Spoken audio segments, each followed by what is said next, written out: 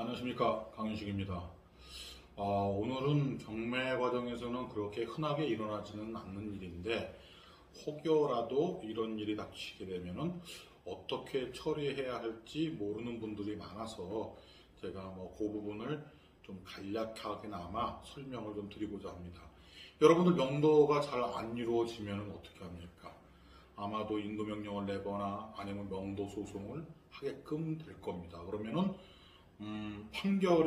판결문에는요, 청구 취지에, 부동산 별지 목록에 있는 부동산을 인도해달라, 인도해달라라는 부분과 더불어서 이 친구가 소유권 이전한 날로부터 나가는 날까지 살았던 부당 이득에 대해서 반환해달라, 월, 금, 얼마로 반환해달라라는 그 청구 취지를 아마도 적어서 법원에 제출하게 될 겁니다.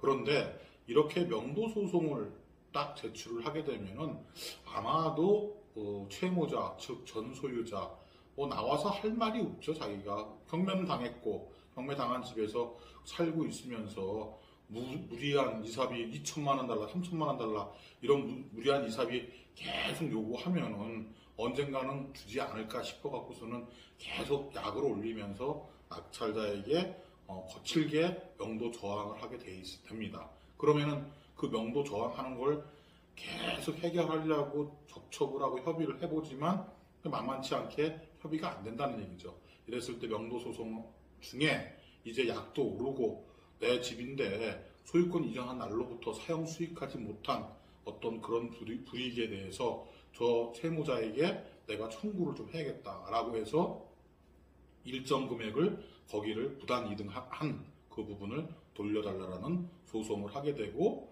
채무자는 송달을 받았지만 굳이 나와서 변론할 이야기가 없으니까 나오지도 않게 됩니다. 그러면 보통 2번 정도 변론 기일 잡히고 채무자 계속 안 나오게 되면은 직권으로 판사는 원고의 손을 들어주고 원고가 요구했던 청구 취지를 전부 다 판결문에 써줍니다. 그래서 판결문을 딱 받게 되면은 그 판결문에 의해서 이제 채무자가 내가 명도하고 나서 집 소유권 이전하고 나서 매매를 하든지 아니면 임대를 놓든지 월세를 놓든지 갖고 수익을 냈어야 되는데 이 사람 때문에 수익을 못 냈으니까 그 사람에게 그 부당이득에 대한 부분을 청구를 한 금액이고 어떻게 해서 받아야겠다, 괘씸하다 이런 차원에서 아마도 그런 취지의 집행을 하려 들 겁니다. 그런데 집행은 여러 가지가 있을 수 있죠. 유치동산을 갖다가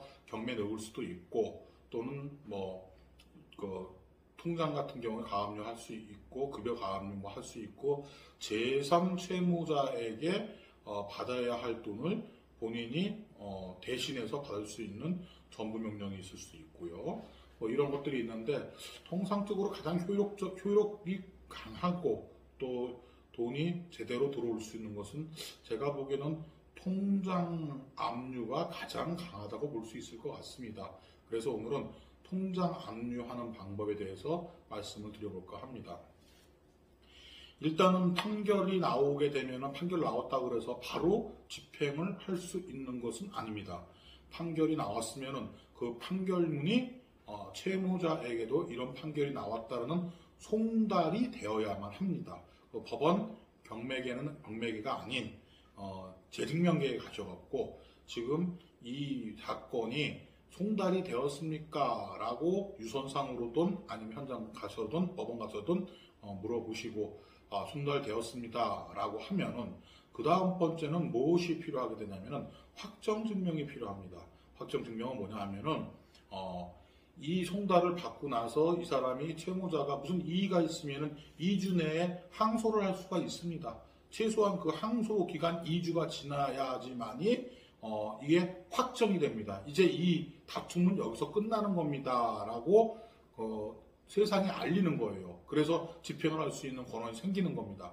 그래서 송달 증명과 확정 증명 그리고 집행문 부여까지 세 가지를 같이 받습니다.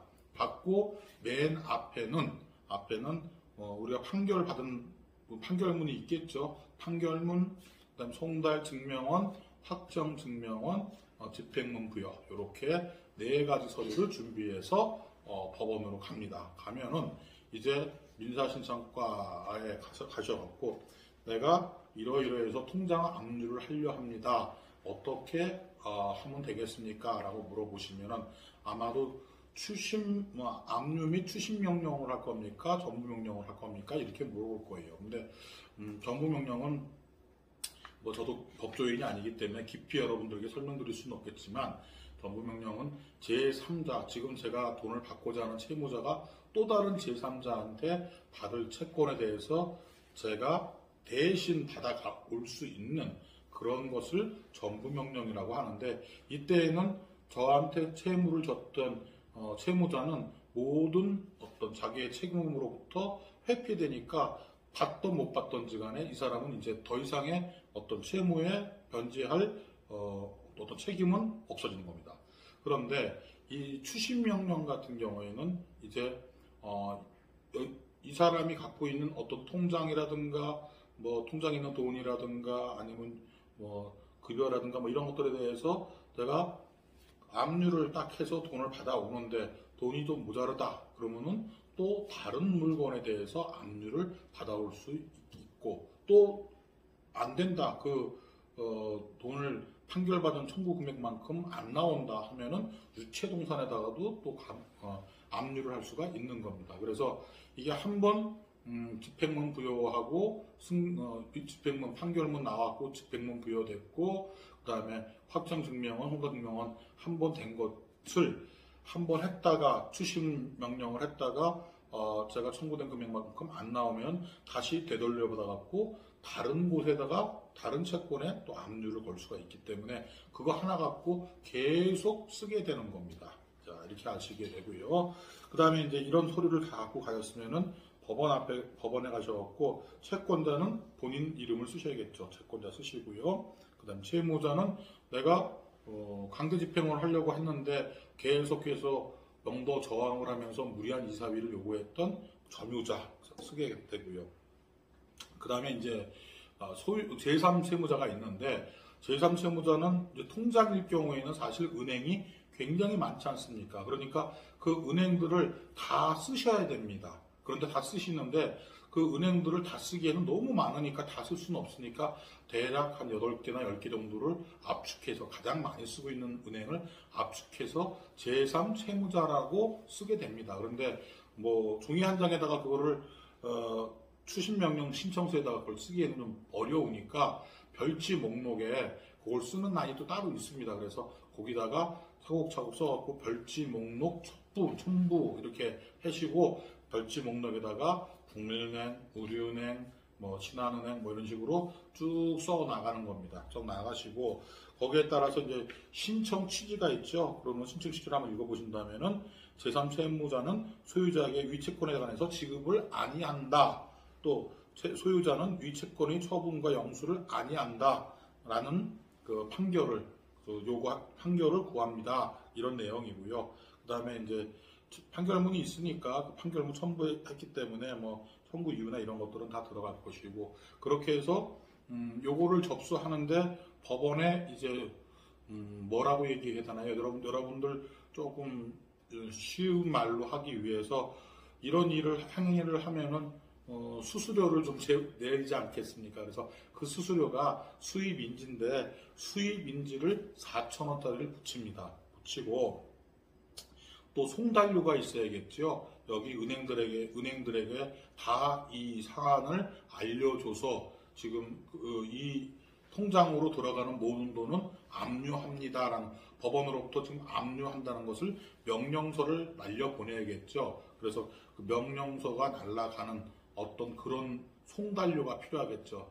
지금 현재까지는 5,100원이니까 두 번 국민은행 하나를 선택했으면은 두 번 왔다 갔다 하는 비용, 즉 1,200원을 하나, 그리고 8개 정도 했다 그러면 96,600원 정도 600원 정도 되겠네요. 그래서 그 정도 해서 송달 요금을 다 납부를 하시고 그것을 다 서류를 만들었으면은 갖다가 민사신청과에다가 접수를 하게 되면은 그로부터 수일이 지나서 이쪽 법원으로부터 결정이 나서 은행에다가 통보를 하게 되면은 은행은 그 통장으로 들어와 있는 돈을 갖다가 압류를 하게 되는 겁니다. 압류를 하고 나서 채권자에게 다시 연락을 하고 이것을 수령해 가라라는 통지를 받으면은 가서 수령함으로써 나의 부당 이득금에 대해서 반환을 받을 수 있는 겁니다. 뭐 이 영상을 찍게 된 그 이유는 요즘이 아니라 얼마 전에 그 유시민 씨가 내 통장이 지금 검찰에 의해서 다 들여다보고 있는 것 같습니다. 뭐 그런 얘기를 했습니다. 그래서 이거 통장 압류라는 거, 통장을 갖다가 보고 있다라는 거 여러분들도 좀 관심 있어 하지 않을까 싶어서 오늘은 이제 경매로 인해서 부당 이득금을 청구했을 때 또 그로 인해서 판결문을 받았을 때 통장 압류를 함으로써 부당 이득금을 올 수 있는 방법, 이것을 여러분들께 말씀드렸습니다. 예, 감사합니다.